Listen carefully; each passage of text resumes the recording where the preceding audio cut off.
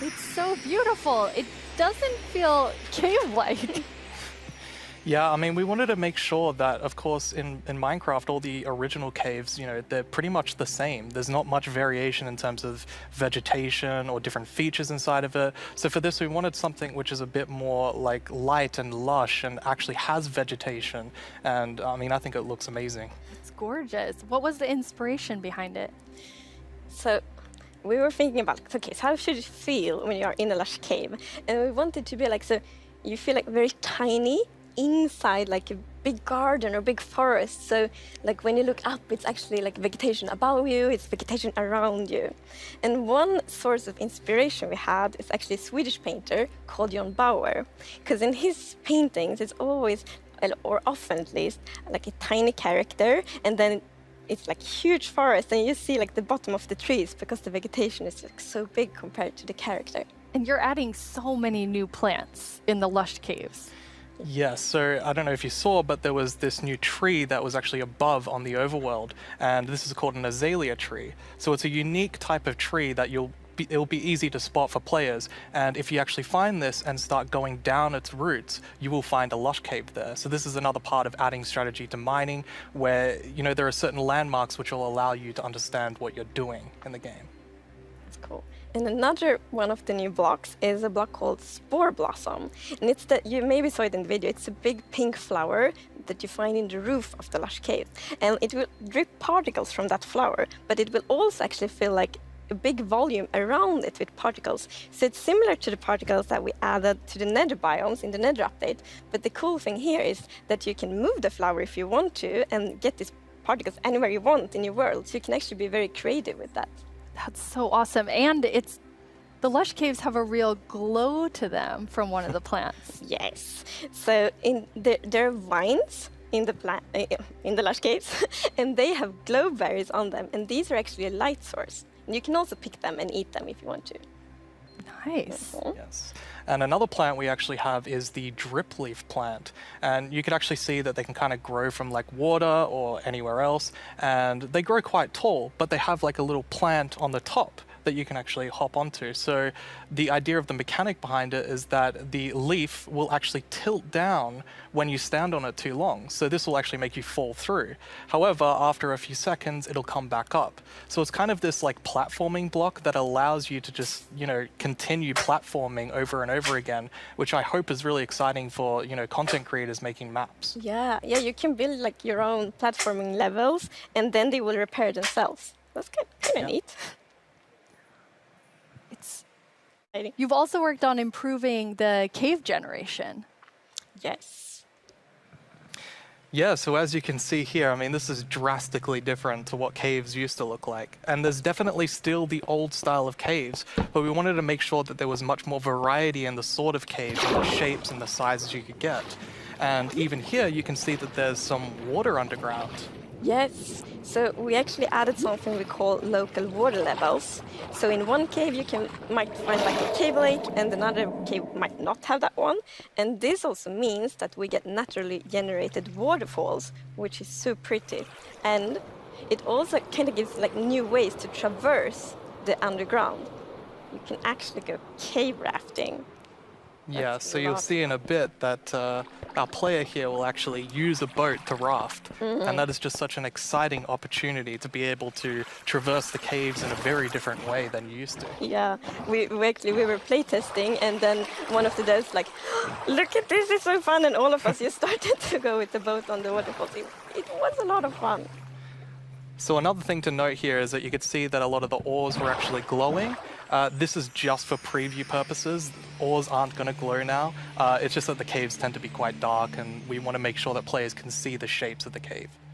Very nice. And you have another new cave biome to show us. Yes, so we have the Dripstone Caves biome. And whenever I think about the idea of a cave update, the image of stalagmites and stalactites comes into my head. But adding these are pretty difficult. It's a very unique shape that Minecraft isn't really accustomed to. But I think the way that the artist put it into Minecraft works quite well. And of course, there's some mechanics surrounding this. So you can see that someone destroyed the block up the top, and so the dripstone fell down. And also, unfortunately for this zombie here, if you fall on these dripstones, you will get hurt. Poor zombie.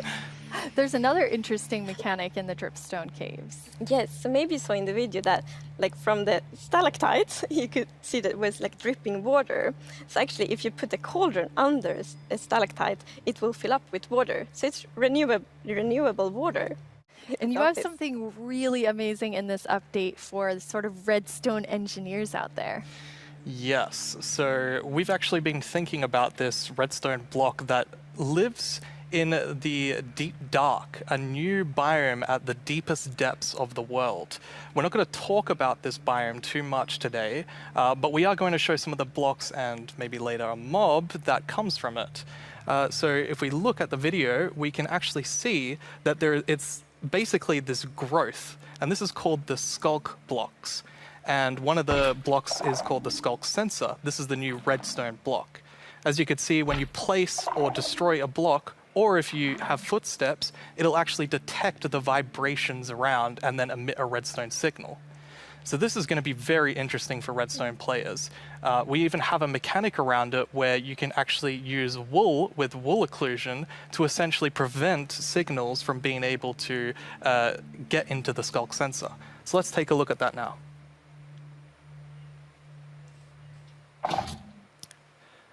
And as you can see here, I walked next to the Skulk sensor, and it's actually kind of doing an infinite loop where the piston is causing a vibration, and then it's activating the Skulk sensor and going over and over again. But here, I've actually put a wool block in between the piston, which prevents the signal from going to the Skulk sensor. This can allow you to even do sort of directional Skulk sensors where you can put wool blocks on each side and only allow it to detect vibrations in front of it. And vibrations can be so many different things. You know, it can be a snowball hit, it could be an arrow, it could be footsteps, it could be blocks, anything. So cool. Yeah. And another thing, we had a bit of a happy accident with this because we realized that we get wireless redstone thanks to the Skulk sensor. Yes. So, and we didn't even plan to add it, but then when we started playtesting, we're like, wait, we got wireless redstone, and that's so exciting. And well, you can just build so many cool things with that. It's going to be exciting to see what the community will build. And now, we said there's another mob coming later, but I think it's time for a new mob coming to the Caves and Cliffs update. It is. And this is a very scary mob. And it lives in the deepest of the underground, in the deep dark. And this is a very dark place. And the cool thing is that this mob is very well adapted to the environment. So it can't see anything. So it's the first blind mob in Minecraft. And that's very interesting because it gives such interesting mechanics. So instead, it will react to vibrations, just like the Skulk sensor block. So if you aren't very careful when you walk around in the deep dark, you might upset that mob. Yeah, with this mob, we really wanted to make sure that we kind of recaptured that feeling of the first night of Minecraft. And we can often forget that Minecraft can be a pretty scary game. So we wanted to make sure that we could kind of go back to that. I mean, caves can be scary. They're dark. And all I'm going to say is that when you go into the deep dark, I want to make sure that you're very quiet and watch closely for the Warden.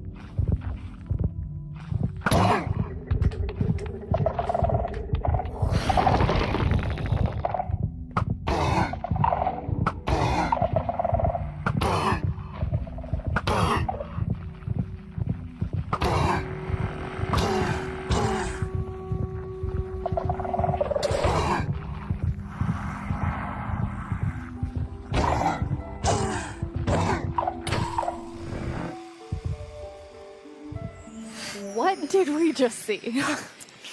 It's a very different mob. I'm really excited for this because not only is it trying to be scary, it's, you know, we had to keep a balance to it. It was very challenging to design a mob like this. Another thing that's really important to note is in that video, I was wearing full netherite armor, so it's very powerful. Goats. They're both mischievous and adorable at the same time. As you can see, they live on the mountains, and if you aren't careful, they might knock you off. They also have excellent jumping skills. We'll also get better mountain generation with spectacular and more dramatic mountains with height-dependent generation. That means things like tree lines and mountaintops that will be more challenging with lots of snow and ice. So in this update, you've been really looking at like filling out the caves even more. Yes, so there are even more things to show. And in the things we showed so far, it's a lot about like improving the journey underground, but of course we also want to add like new things to find, like new resources. And one of them are crystals.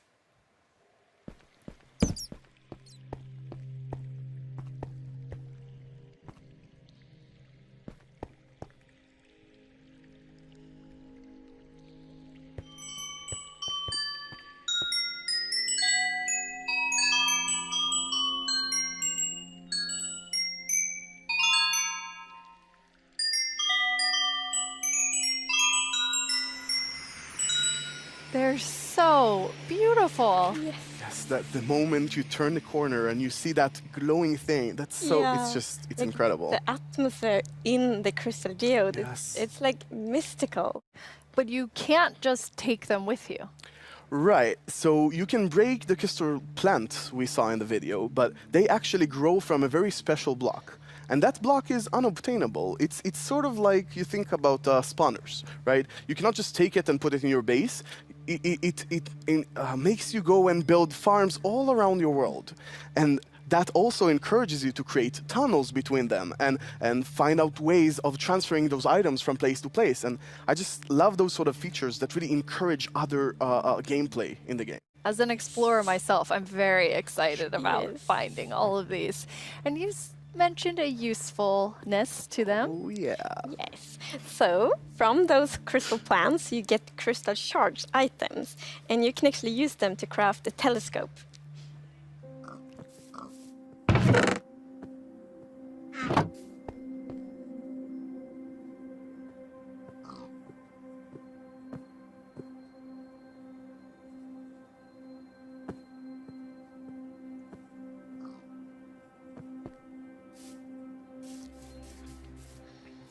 That is amazing. It is. It's such a useful item. Super cool. And the cool thing is that, so yes, you use the crystal shards to craft them, but you also need something more, and that's also a new thing that we added.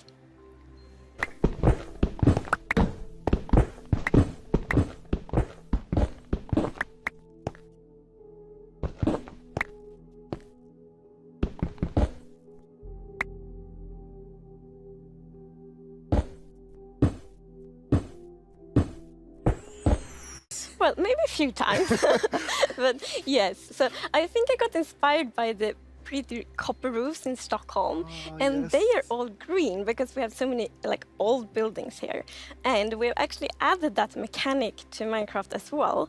So, you know, if you place a copper block, it will first be orange, but after a while, a pretty long time, it will turn green, and it's something.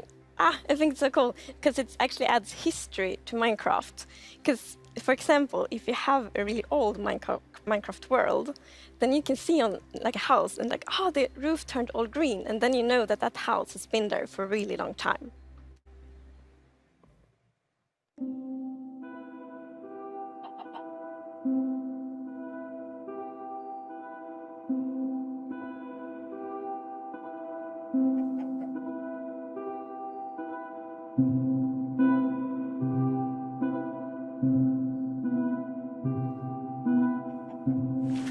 And copper won't only be used for the telescope. You actually have another really cool thing that you'll be able to craft with it. Yeah.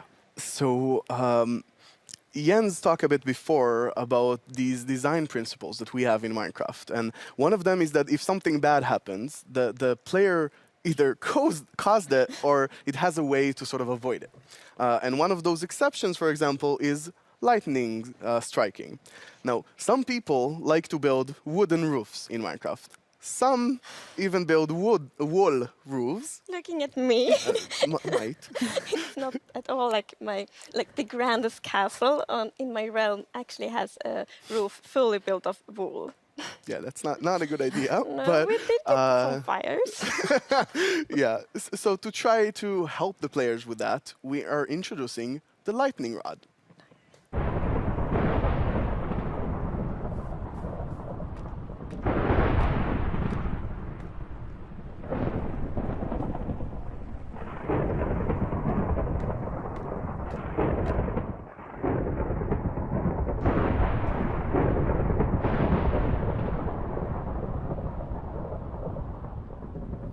Helpful, and it's the bundles.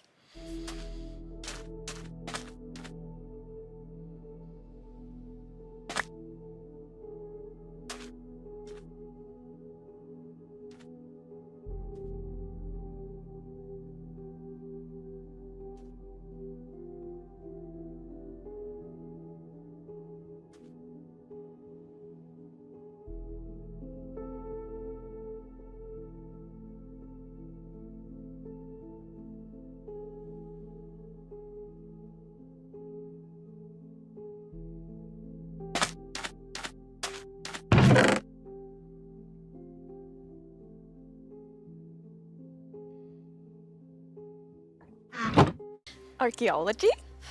Yes, so we're actually adding a new system called the archaeology system. In this system, you're basically going to find these excavation sites all throughout your world. And you can make this new tool called the brush that is going to help you uncover the mysteries of all these dig sites. So you come to one of these ancient structures and you can sort of use the brush to clear away some of the rubble that may have collapsed in those structures. And sometimes you might even find something shiny inside them. But, and this is important, if you are not careful enough, like in real life, you can destroy that artifact. And when that artifact is gone, that artifact and all the secrets it held are gone forever. But if you're careful enough, if you take your time and you're deliberate, you can get some of those hidden artifacts. And for example, here we got a ceramic shard, which is basically how whoever lived here used to tell and pass on their stories. I love the story sides of the archaeology, because we often talk about that we want to deepen the mystery in Minecraft. And when you find these hidden artifacts, you kind of find like connections and hints. And we will never tell the full story, but these will inspire the players to tell their own stories about their own Minecraft worlds. Exactly. I think it's going to be really exciting to see what players do with them. For example, here we see an exhibition that someone built for this, where he can compare all the different clues he finds, right, and try to preserve whatever was down here, and he can compare what we found with whatever new thing, and sort of try to connect the pieces, right? And here we see those pieces connected in a clay pot, actually trying to reconstruct them back. And you can create that however you like. You can create your own stories or try to guess how those pieces used to connect. Yeah. It's also so fun to be very creative with these new pots, because you can put the shards in any way you want. Exactly, and when you're pleased with your creation, you can fire them up and you have your own painted clay pot. Pretty. So, Nir, is this programmer art still?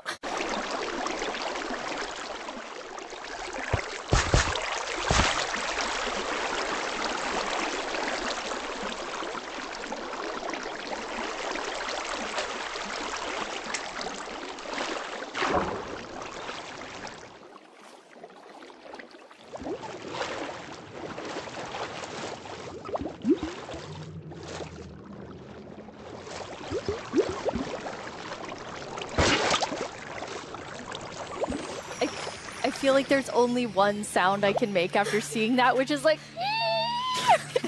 Cute. It's so adorable. The axolotls.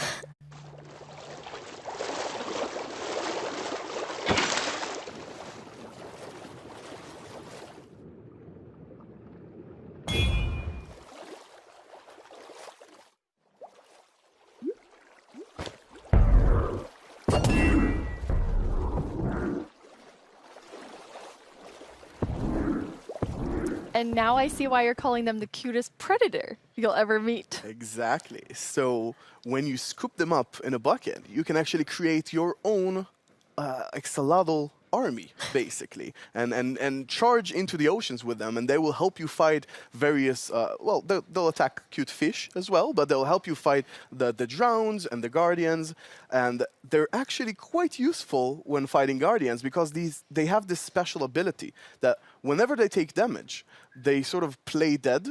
And when they're playing dead, no mob will actually attack them. So they have this time to regen back, help, and then jump back into the fight together with you.